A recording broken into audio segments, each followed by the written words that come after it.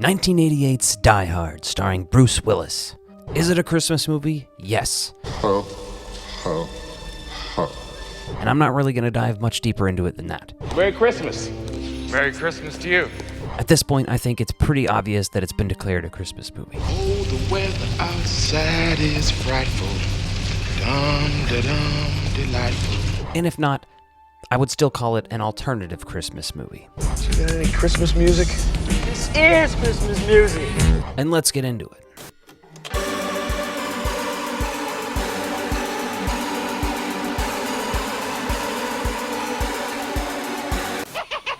Welcome back to the Ecto Violence channel. My name is Alec. Today, we're talking Die Hard on VHS on Christmas. And let's get started and just throw this tape in. And when you do that, you're greeted with a 20th Century Fox logo, a Fox Video logo, the highly coveted THX logo. Ah, yes. This film has been modified. Actually, we'll get into that, because usually that's referring to the aspect ratio and how the aspect ratio gets changed for home releases. I gotta say, I do miss that 20th Century Fox fanfare, you know what I mean?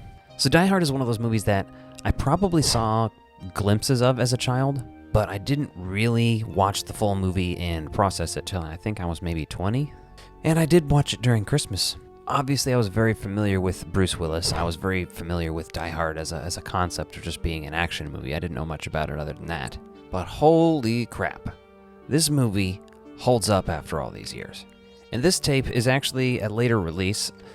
It says 1991 on it, but I believe it's an even later release than that. It's a THX digitally mastered tape.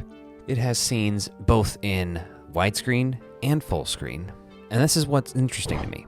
I've come across that before, whether it's a movie doing it intentionally, like, you know, something like Once Upon a Time in Hollywood. Very intentional framing changes, right? And not just that, there's stuff like Long Legs that's done it recently this year.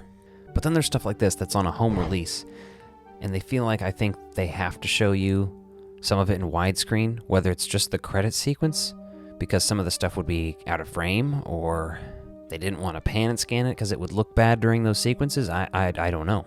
But either way, this movie opens up, and most of it looks widescreen. And then at some point, it switches over. And I do have to point out how Argyle is talking about how the limo is fully decked out. It's got a full bar, VHS, and obviously the classic mention of Run DMC. Got any Christmas music? This is Christmas music. And I gotta say, it's like always in the top 5 songs on my Christmas playlist every year. I can think of at least one other Christmas movie it's in as well, The Night Before, the Seth Rogen movie. And we arrive at Nakatomi, and while we're here, on the outside of Nakatomi, I want to talk about it briefly, because I've actually been there. It's the Fox Plaza. Here's a video of me there. We went after work hours, so we were able to actually pull in onto the property and hang out there for about 5 minutes before getting kicked out by security. I'm here at Nakatomi Tower looking for the ghost of Hans Gruber. We're gonna bust his ass. Show that shit. But this is also the same place they shot Airheads. And if you don't know what Airheads is, my God, go check it out. Starring Brendan Fraser, Steve Buscemi, Adam Sandler, a handful of other people as well. It's a great movie. He gets kissed by a random dude at this party, and he's like, California. Like, there's so many things that just make this, it's such a watchable movie. You get Ellis doing coke off of her desk. You get the drama between husband and wife. And this is like Bruce Willis's first real outing as an action star, too. Before this, he's doing Moonlighting, you know? And that is, I don't know if you've ever watched Moonlighting, but it is not Die Hard. He is not John McClane in that show. But thanks to Die Hard, we saw the birth of a new action star in Bruce Willis. Not that he was limited to action, but like, you know, he's one of the gods of 90s action movies. Like, just, let's face it. I also want to point out we have numerous actors from Ghostbusters movies in this. Obviously, Walter Peck, the actor William Atherton, is in this as well as the reporter. And then the actor that played Vigo in Ghostbusters 2 is also one of these terrorist goons. And you have Alan Rickman, and I think he really shines, in particular, the scene where you realize, oh, this is awesome. Is that scene, that whole scene with him and Takagi in the interrogation and eventual execution. It's a brutal scene, but when that scene happens, like, it's another step up from what's already happened. As soon as you see the kind of terrorists arrive, it's like the movie kicks up a notch, you know? And then it kicks up a notch here. And it continuously does that throughout the movie, I feel like. It also has some of the most iconic lines and phrases, and outside of yippee-ki-yay, motherfucker, or yippee-ki-yay, Mr. Falcon. But here's the whole line in the vent. Come out to the coast, we'll get together, have a few laughs. The writing, ho ho ho, now I have a machine gun on the sweater, like that stuff's so iconic. I actually had a sweater that had that on that at one point. I made it myself with just a gray sweater and some acrylic paint. Come to think of it, I should make another one, because I don't know where that thing went. Now, Reginald Val Johnson's also in this, a great iconic actor, again, in Ghostbusters. So that's 3 people from Ghostbusters movies in Die Hard. It's funny, I've met actually a lot of people from Ghostbusters. None of those people, though. But I really like the scene where he's getting the snack cakes. It makes me want to get a bunch of snack cakes and watch this movie. Like, that's how I should spend this movie, is with that many snack cakes in arm. Trying to fire than a 1,000-year-old Twinkie. What do they put in these cigs anyway? Sugar-enriched flour, partially hydrogenated vegetable oil, polysorbate 60, and yellow dye number 5. Just everything a growing boy needs. Speaking of snacks, that brings me to the guy at the candy counter. He heads over to the candy counter, and he's like, setting up shop with his gun, and then he's like, I'm gonna eat some candy. I'm sorry, if I was like a villainous robber in this scenario, I would be eating the candy too. And the little things that make it more Christmassy for me, just the little stuff, like the computer hacker guy being like, 'twas the night before Christmas. And all through the house, not a creature was stirring except the 4 assholes coming in the rear in standard 2x2 cover formation. And essentially, Reginald Val Johnson's outside arguing with the principal from the Breakfast Club here. That guy plays a great dickhead. So, John McClane and Al, as Reginald Val Johnson is playing, start to bond over the phone. You get that whole thing, which is really great until the conversation of the kid comes up. I had an accident. The way you drive, I can see why. I shot a kid. Like, I watched that, and I'm watching it, and it feels like I'm watching a parody of an action movie. Jesus Christ, this took a turn. You get Hans Gruber trying to do an American accent.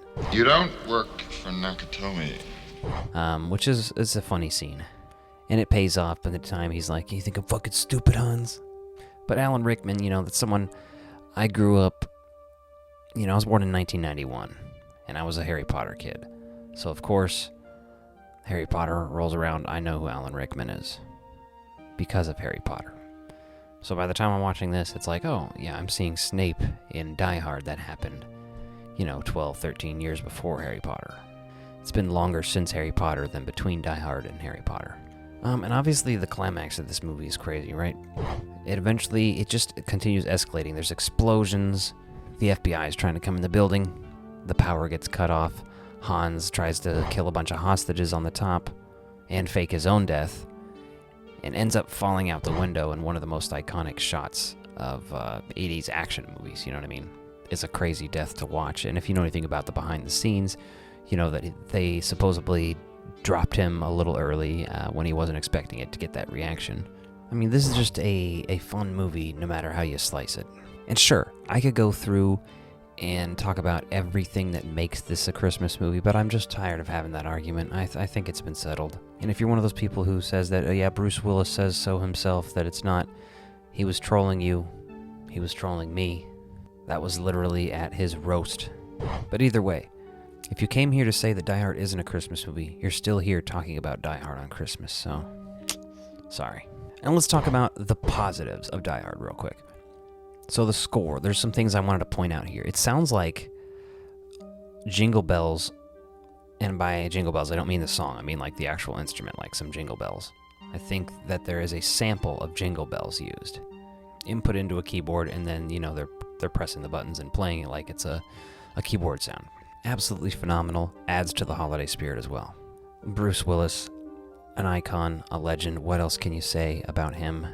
And this may be, one of the best movies he was ever in, if not the best. So, shout out to Bruce Willis. And again, Alan Rickman, rest in peace. I just actually recently, we watched the Harry Potter movies as well.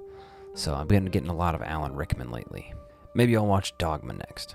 The supporting cast, Reginald Val Johnson, Bonnie Bedelia. William Atherton, all these people hold it up and keep things interesting as you move around between these characters and stories. You know, I think this movie just holds up really well, and it's a nice Christmas tradition watching this movie, and I will continue to do so every year. Now let's talk about the negatives of Die Hard.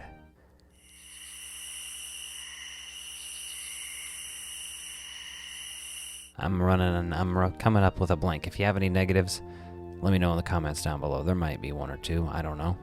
And before I rate this movie, I do want to remind you, you can join this channel as a channel member now. There is an exclusive video every month and access to early videos as soon as they're finished editing. You can also join as a Patreon member. Links to both of those are in the description down below. And I will give Die Hard a 4.5 out of 5 hearts. Die Hard is awesome. You know, there's a couple other Christmas movies that are higher on my list for sure, but Die Hard is up there. Thanks for watching, guys, and Merry Christmas. If you like this video, be sure to check out this one and hit that subscribe button. Thanks.